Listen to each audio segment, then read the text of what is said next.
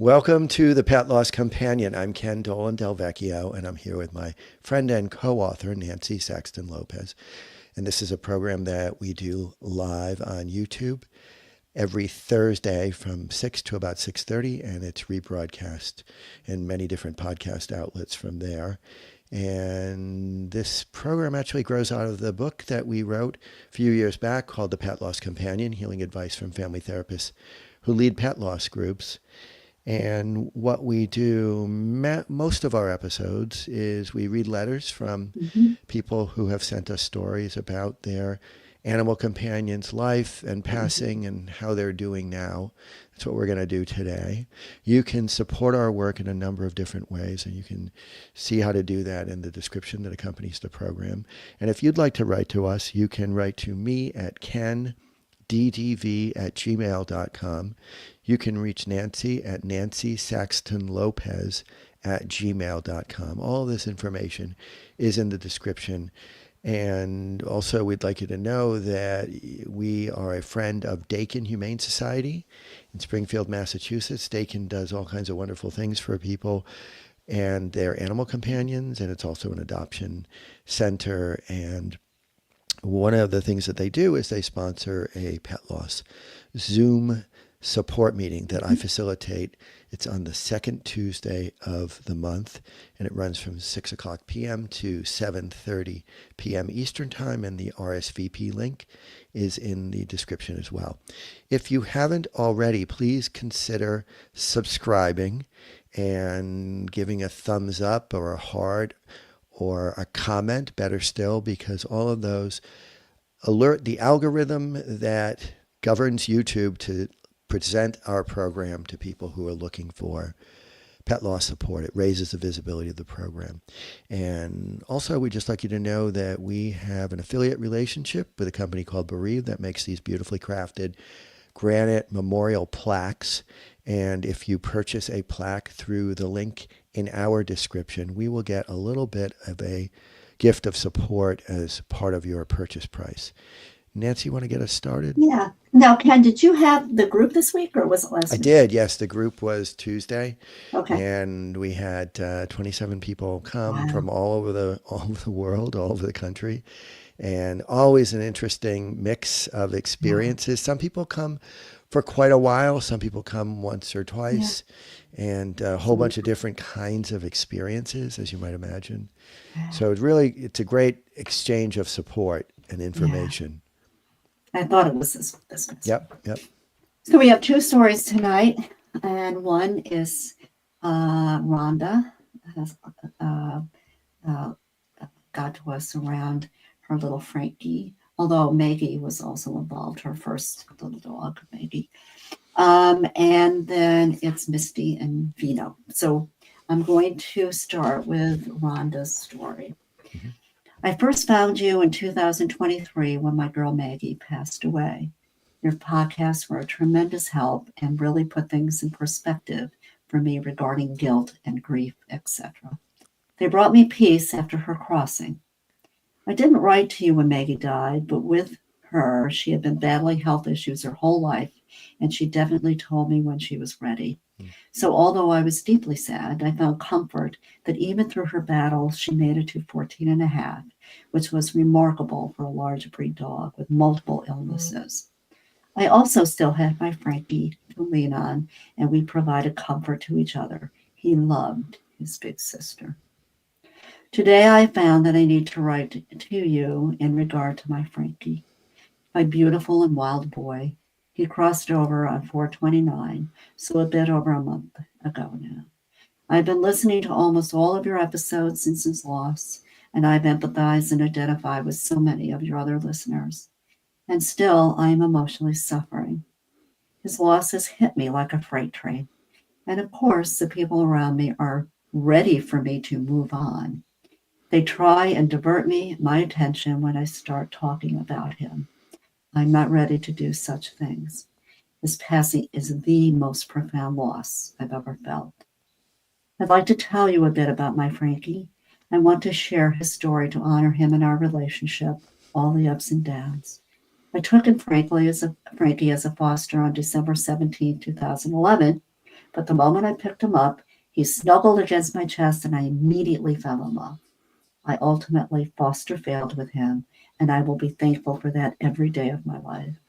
Frankie was said by the shelter to be a pit weenie, and he certainly looked it. He looked like a pit bull that was only about 15 inches tall with the telltale doxy legs, but he was a little tank at 30 pounds.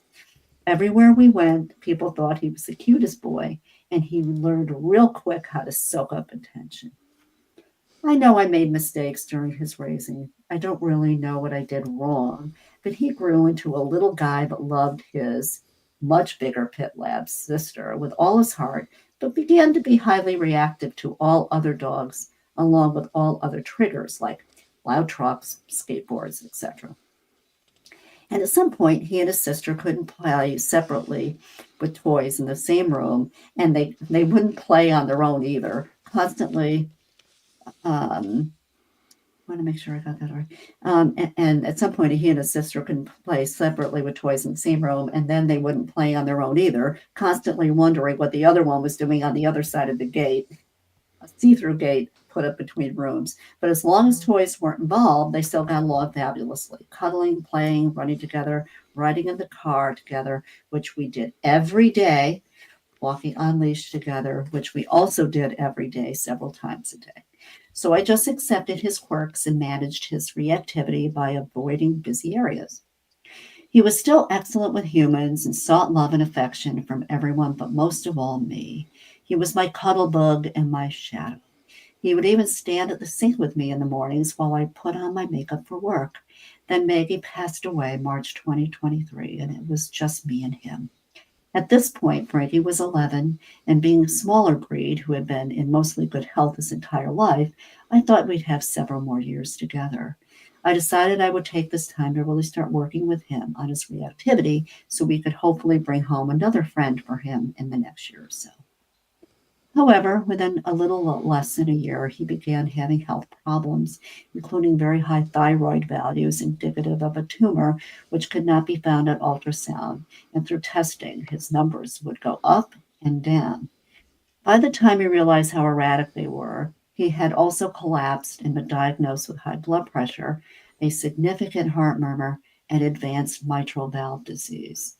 The cardio said the only option we had for seeing if he had a deeper placed tumor not showing on ultrasound was an MRI, but he was not a candidate for the anesthesia that would require it, so it was just something we needed to live with. When he received his cardio diagnosis, I decided then and there to not get another dog that could potentially stress him out, and he and I would make the most of our mom and Frankie time we had left together. Unfortunately, last year in Las Vegas was the worst heat wave we had on record. Frankie and I were locked down in the house from May until October. We could not take the longer walks and rides, even at night, that we were so accustomed to and that he loved and thrived on. I felt like time was being stolen from us. But conditions eventually improved around Halloween and we began walking again. There were some more health concerns that came up during this period, notably an increased hunger that kept him eating about 3 times as much as he normally would for his size.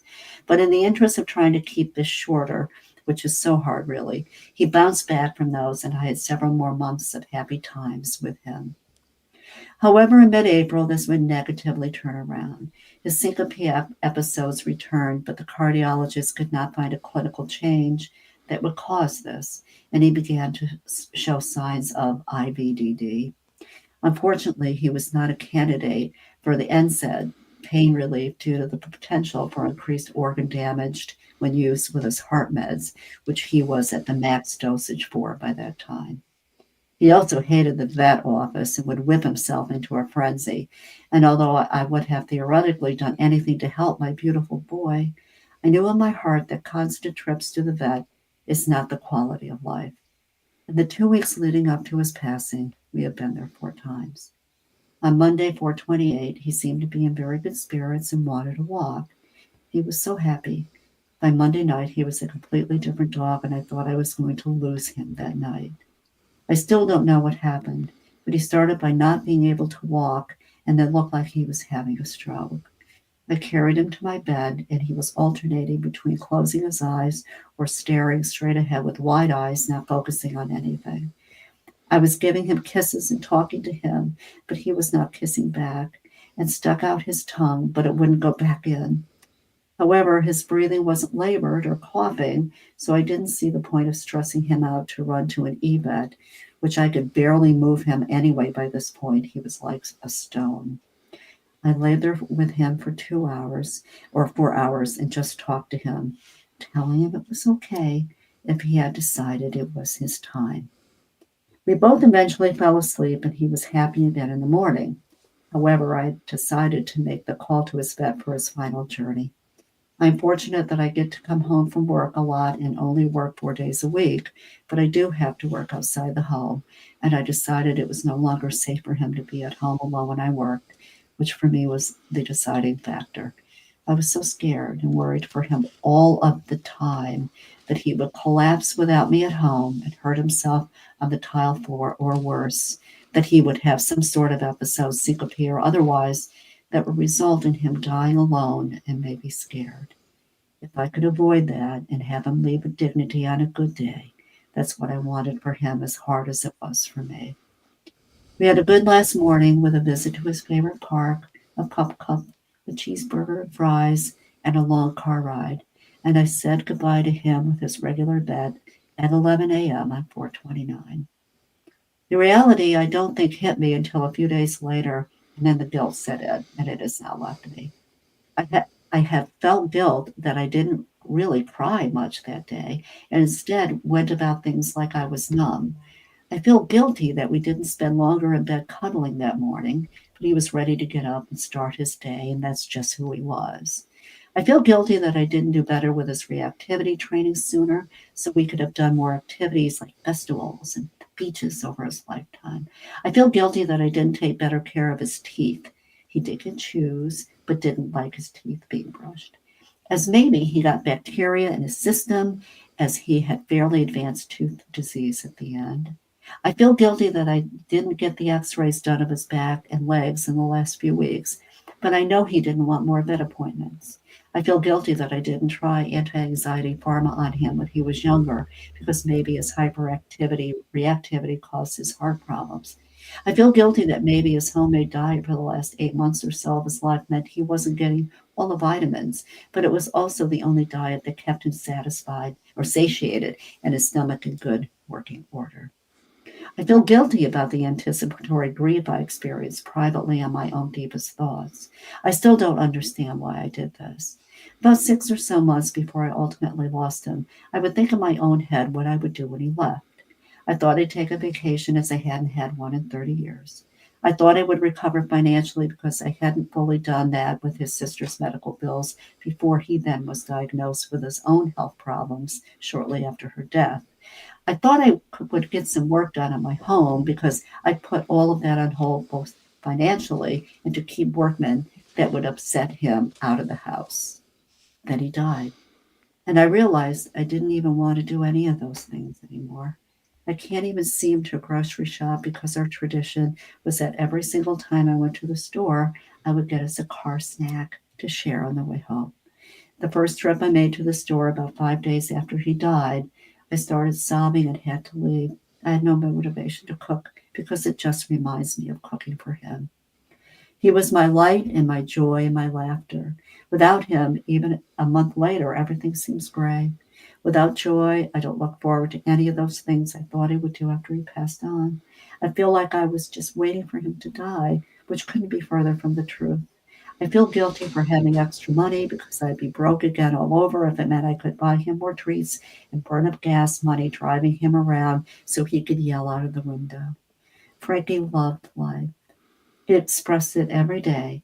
He was up and awake and jumping around with the first morning bird song, and he just yelled and sang to the world in the car, and he loved and kissed and jumped around on me.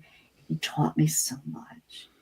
I've loved all my dogs equally and with all my heart for all of their various personalities, but he captured a piece of me and my soul in a way I can't fully describe. I started crying a few days after he passed away and the numbness wore off. It's been about a month and I haven't stopped crying now. I got a foster dog. She's lovely. She keeps my home from being empty. She gives me a reason to get up and take care of someone, but she's not him and is so far from him in personality that sometimes that makes me cry. I just want him. I know this is not rational or logical, and it's so, so painful. I'm afraid I will never feel better, but I'm also afraid that one day I will, and I will feel like I'm betraying his importance in my life, which was immense. I was so proud and honored that he chose me and that I got to be his mom for 13 and a half years. Thank you both for reading this far. I know it's long. I don't know how to make it shorter and cover what I wanted to say about a story. You are welcome to share my letter or pieces of it if you believe any of it will help anyone else. I'm also subscribing to your Substack today. I've attached some pictures of my beautiful boy. Thank you for everything you do for us pet parents and guardians. The service you provide us is invaluable. So, first of all, he was a beautiful little dog. He sounded like he was a lot of fun, even though he had his quirks and he had his reactivity, which so many dogs Yeah. do. And when Rhonda was articulating all the reasons she was guilty, Guilty. I I know, was right? like, Whoa. I I was like, mean, wow, what yeah. what a catalog of guilt. And yet almost every time she would give a reason why she did what she did, That's right. which is the way this, I think the way it works is that our rational mind is trying to be logical with us and trying to sort of talk us out of feeling really, really badly. And yet we can't help it because No, that's just can't the help. way we Yeah, are. She was that's right. obviously an extraordinary caregiver. She took amazing care of him, Yes. and he was not always easy by any means. But she loved him dearly, and they had a wonderful life together, and he wanted for nothing.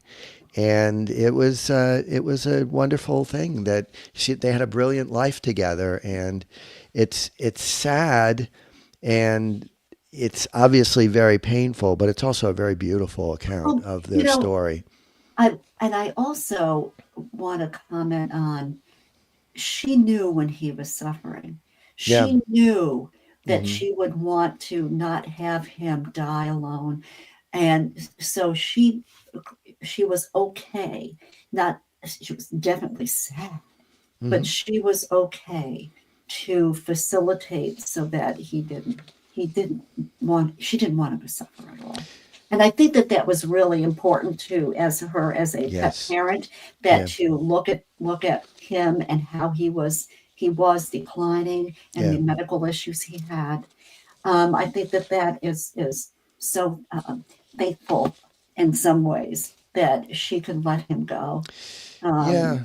Yeah. Yeah. Absolutely. That she told him that she knew that he might need to leave, yeah, and it's a very beautiful relationship. That, and she also, all of the things that she describes are what we do. Like, she started thinking about, well, he's not, when he's gone, the financial burden yeah. will not be so extreme, and maybe All I'll right, vacation. right. And that doesn't mean she didn't love him. That No, means that mhm. she's trying to figure out What her life how was going yeah, to be what's like. what her life is going to be like and how she's going to manage. Yeah, And she's giving herself permission, right. which is very well mentally. I mean, it's mentally well to do that, to imagine that there'll be some relief Yeah. in this as well, because there is, when we have an animal who has had lots and lots of medical Reactivity, problems medical, and lots behavioral. of, Yeah, you sure. know, it's very great expenses. It's reasonable to think about relief, and that, you know, that there'll be an end to it. This is just It's part of very what, normal. no, yeah, it's what we do. It's like we try to have like a big contextual understanding of what's happening now, how this portends for the future. And there's nothing unhealthy or No. bad about that. That's actually wise to be considering one's life situation in a way that is balanced, really balanced. It's normal, right? I Yeah, mean, and people, oh my God, I'm thinking about him not being here and what, but that's what we do in anticipatory grief, right? yeah, yeah, And so, and I do with the guilt, she named everything. yeah. And I know, And that's what we do. We have a whole inventory. we It's a whole know inventory of this, guilt. all the people that we work with, right? All the people that write in, she was just, she had them all. Yep, She really yep. did. So we Yeah. want to thank Rhonda for sharing Frankie's story. Yeah. And we'll move It's a on to beautiful story. Misty. It is a beautiful story. It was a wonderful life. Yeah. And I'm glad that she foster failed too. Yes. I foster failed with one of my dogs. Yes. I think it was very intentional. Anyway, so this is from Misty, and she writes, "Hey, hi Kevin and Nancy." So she got my name a little wrong there. My name is Misty, and I have been listening to your podcast for the last several weeks since the tragic and unexpected loss of our 6.5-year-old German short-haired pointer, Vino. Please feel free to share this, as I know it will help others in a similar scenario. Mhm. A little background about my dog history. I never owned dogs as a kid, and my husband had outside dogs in his early years on a farm. In our first year of marriage 20 years ago, we decided to get our first dog named Saito, a beautiful German short-haired pointer. Saito gave us almost 12 years of love and loyalty as he watched my stepsons grow up to be young men, went through a house move with us, and had been by my side when I lost an aunt to cancer back in 2014.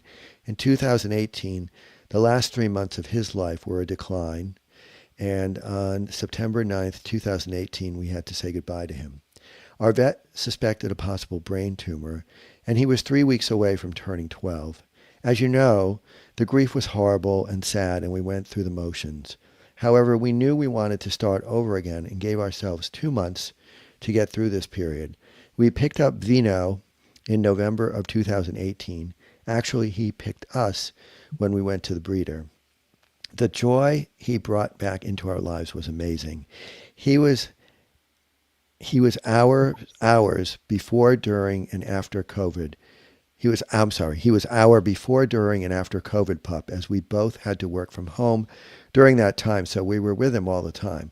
Both he and Saito were the best. Both were crate trained until about age 2 and could be trusted in the house alone. Vino's personality was vibrant, as everybody loved him that came in contact with him, from the vet staff to the groomers to the boarding facility. Everybody knew Vino. We were also very vulnerable in thinking that because Saito gave us a long, healthy life, that Vino would as well. They both came from different breeders. That never stayed in touch with us. But still, I was sure he was going to be here for a long time. Then in May of 2025, something happened. Vino suddenly collapsed on the way home from a walk. I couldn't get him into my regular vet that day, so they referred me to the emergency vet. It turned out our regular vet was working there that day and saw him. She suspected he had pain, inflammation from somewhere, and gave him fluid and a steroid shot. She thought maybe he pinched a nerve, pulled a muscle, or this was early IVDD, degenerative disc disease. The fluid and shot perked him right up again, and he was back to his old self again for 6 days. Then it happened again, this time when he was chilling in his chair at home. I came upstairs to find him hiding in the bathroom, basically shut down again. So my regular vet saw him. This time his blood pressure and temperature was dropping, which was a concern, so she gave him IV fluids and kept him at the vet all day. She ran a basic blood panel on him, which was all normal. Again, he got a steroid shot and rebounded like nothing happened. We also tested for Yes. Addison's, Cushing's, and Lyme tick-borne illness, all negative. I even took him back about a week later to have his heart looked at, an echo, and they found nothing. This was on May 30th. Back at home, it was business as usual. He ate well, drank well, still had energy. Nothing seemed off until 3 days later, which was June 2nd. He had his final crash that evening here at our house. He couldn't get up, had trouble breathing, and seemed uncomfortable. I kept taking his temperature to monitor any changes, but he couldn't get comfortable and seemed distressed.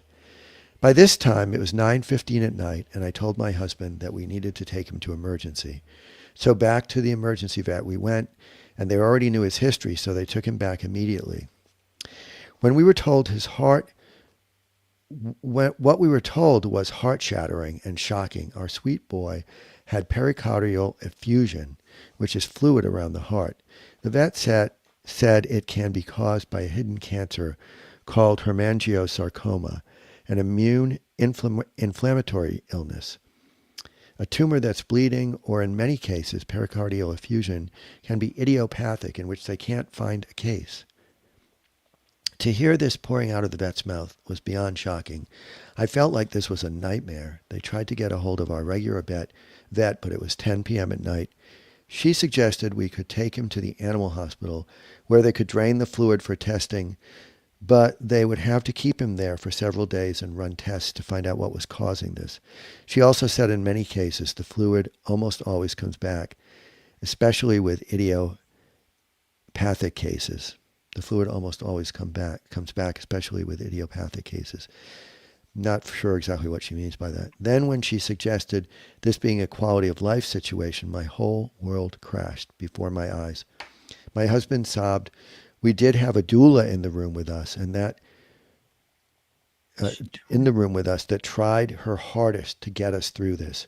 We made the hardest decision we ever had to make, and we had to say goodbye. I've been very fortunate in my life to have not suffered much loss at age 48. I have healthy parents, and my husband and I and my stepsons are all in good health. I will say that June 2nd, 2025 will remain one of the worst days of my life. Nobody should have to say goodbye to their pup at only 6.5 years old. The aftermath with this grief has been beyond horrible. My employer was very generous in giving me a bereavement day, and I'm very lucky to have a lot of support, friends, family that have been through this many times. I can't process how quickly this escalated. We don't feel any guilt really, but I feel like I'll never know what caused this fluid around his heart. I was a diligent dog mom to both of my dogs. I'm finding that this grief this time around is so much harder because of how young he was and this unexpectedness of this. With our first dog, we knew he was in decline, and we were anticipating that grief. But this situation, I can't accept. We do know we want to continue this love with another German short-haired pointer, but we need to wait a lot longer this time around. Tomorrow, it will be a month that he's gone. The only comfort I have is knowing that he and Saito are together and that they're watching over us. The signs from the spirit world have been very obvious this time. I know we will move on, but my concern is, how can I trust this process again? I'm researching breeders a lot more closely this time around and taking my time. I'm not saying this was any fault of the breeder, but I made a promise to both of my boys that next time around I would be even better than I was before. Thank you very much for taking the time to read this. I'm sorry it's so long, but please know your shows have been giving me hope that I will get past this horrible time. Regards, Misty. It's a very, very sad story. Very sad. I see this every time I'm around. I'm sure. Yeah. It's amazing how either the something comes on so quickly, or it's there growing, but the animal has not shown it until it's too late. There are a multitude of pet parents and guardians that come in and they think it's UTI, or maybe there's just some digestive issue, and find out that their animal needs to be euthanized. It's amazing to me how many times that happens. And people go into shock, right? Like of course. Like your husband did. You go into shock. Yeah. There's no reason. They're fine, and then they're not, right? To the extent that they need to pass on, right? Yeah. Because they're going to suffer.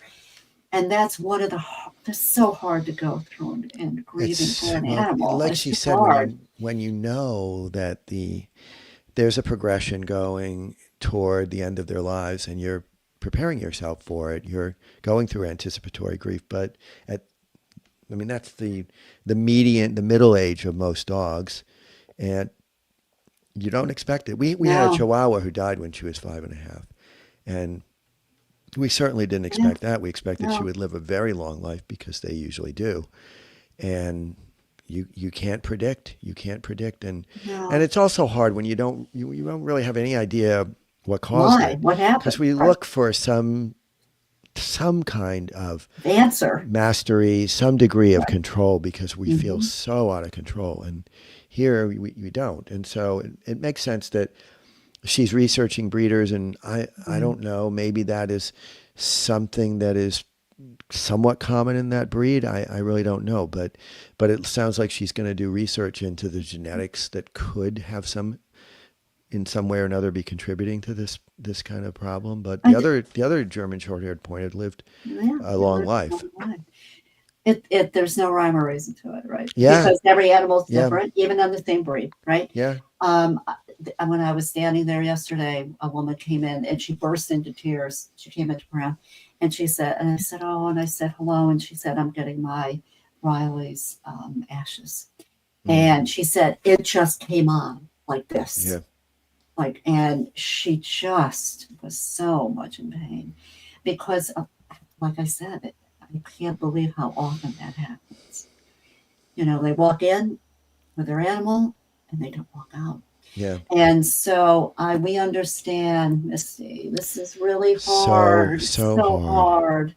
and You know? it's a whole that kind of realization brings a whole additional layer to the Yeah, grieving process. It's complication. just a kind of shock Yeah. that is not always there if you have an elderly animal or one who's been very ill for some time. So our heart goes out to Yeah. Misty, and thanks for sharing with us. That's, And it's interesting. She said they're getting lots of signs that's from that good. other world. That's That's good. helpful. Yeah, That's it's always helpful. always soothing.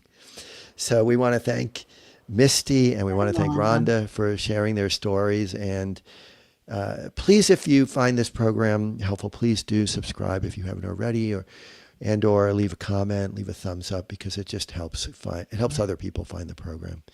And Nancy, as always, it's great talking with you, and we'll do it again I'll next talk week. next week. Take Good care. night. Good night.